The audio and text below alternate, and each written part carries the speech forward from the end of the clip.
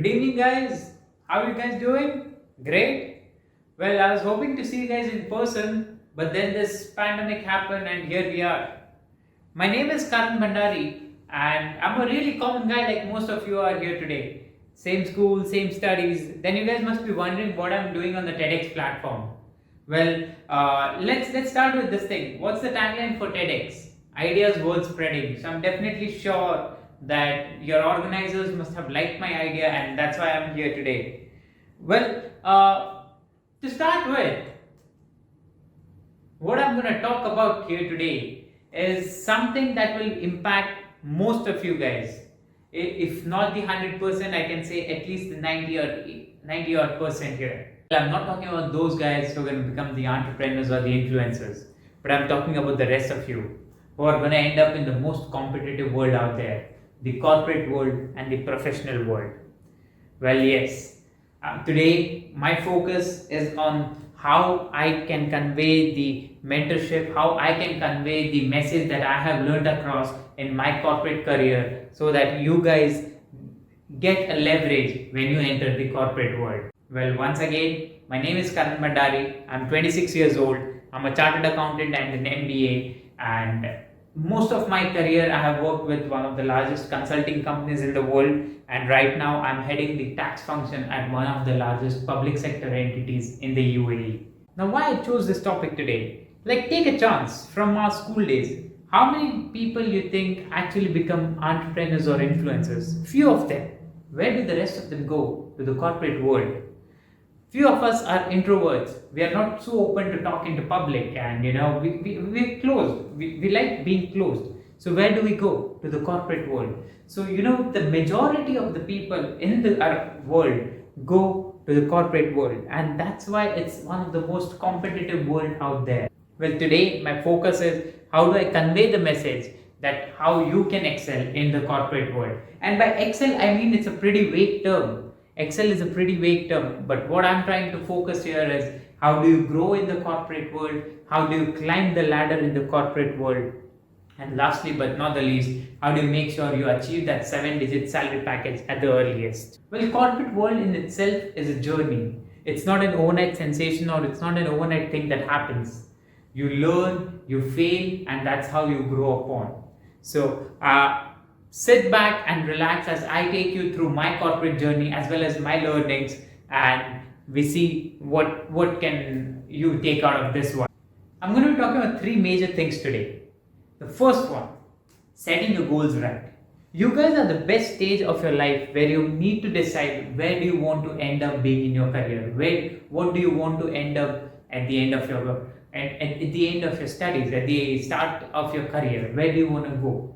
And the same was with me. What I wanted when I was in my 12th, I had decided that what I want to do is get my MBA from one of the best B schools and get a good high paying job.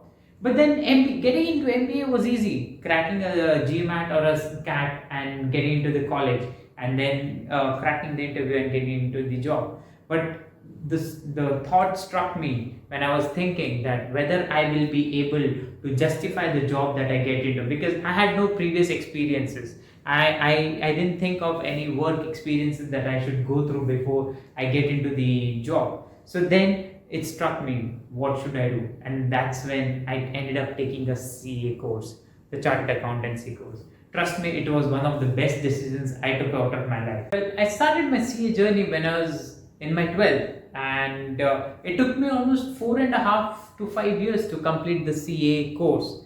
But in the 4.5 years that I spent doing the CA, it turned me into a different man altogether. I had learned business skills, I had learned financial skills, but most of them, CA gave me three great life lessons. Three life lessons I think which will remain with me for all throughout my life. The first thing, staying up without the help of caffeine.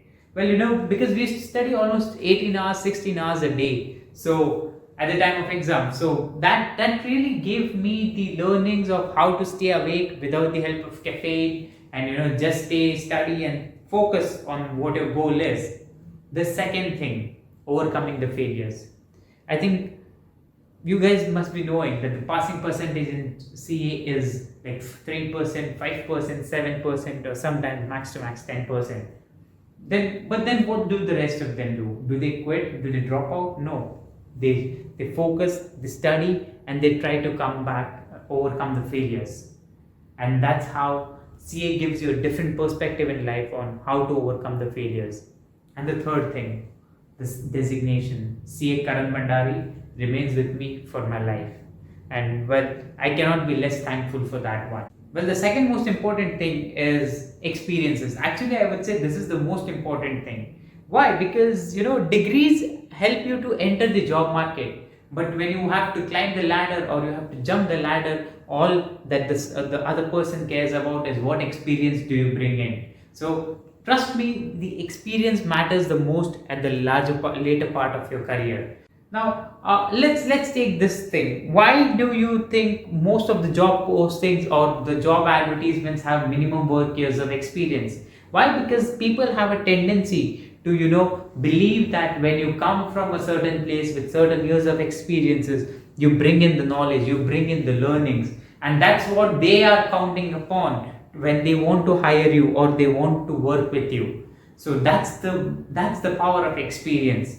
Let me bring an example of my internships days when we used to literally print 300 400 pages of documents and stuff like that. I used to wonder that why have I joined such a huge company to print pages. But then those are the learnings that I got that are still remain, because that waiting for those 400 pages to be printed, to make sure they are in alignment when it goes to the client, the way we staple, the way that we punch in, it's also systematic. That is still there in me. Even if today I'm stapling a document, I have the same habit, and that's what experiences builds upon you. The second thing, learn from people's experiences. See, our journey is not our journey, but our journey is we have to keep a watch on other people also, because this world is cruel. So when other people are keeping a watch on you, you need to keep a watch on other people. You need to just not learn from your experiences, but you need to learn from people's experiences. You need to see what others are doing, you need to see what good they are doing than you, and you need to incorporate that in yourself. And that's what I'm trying to focus here in the second part, is learn from people's experiences, from your friends, from your relatives, from your colleagues, everyone. Just try to learn, take their experiences, make it as you have lived the experiences, so that you have that portion to quote somewhere when you are being asked upon. The last thing, confidence booster. Sometimes the corporate world gets boring. You're daily going on the same job, 8 to 5, coming back home and tired and stuff like that. So it kind of gets boring also. So what do? Quit one day and just leave? Few of them might do also, but most of them cannot, because we have commitments, we have responsibilities and other things in life. So what do? We need to keep our confidence rolling. And how do you do that? Is interviews. Yes, you heard it right. Interviews. As soon as you crack an interview, it gives you the confidence that yes, there is still a demand for you, there is still a need for you in the market, and nonetheless, if you don't want to move, at least you still have a base to renegotiate at your current job. That, boss, I'm getting a good package outside, either you give me a good salary here or I'm moving out there. So don't take interviews as a negative thing, take interviews as a confidence booster, and trust me, it works way well. To be frank, I give interviews every 3 to 6 months, once in a while. Why? Because it keeps my confidence rolling. It keeps me searching, hunting for new opportunities, and you never know. It just makes me feel that okay, I need to reevaluate my market value. I need to reevaluate what is the market demand for me. What is the market? Is the market looking out for professionals like me? And when I see that I can crack an interview and I see the acceptance, it just makes my confidence more going more confidently, moving more confidently into the market, that okay, the demand is there is a need, I need to be happy. I need to be confident when I'm performing at my job. And this is how I do it. And lastly, if you don't crack an interview, it is a learning. It is a learning that we still need more focus, more redesigning on ourselves, because we need to take the learnings from the recruiter or from the interviewer, that why did he not select us, what went missing, and take that learning into you, incorporate that into you, and trust me, the next time you will be able to crack the same interview what you were looking for. So don't take interviews as a challenge or a jinx, but try to take it more as a confidence booster, and trust me, you will be able to do wonders with it.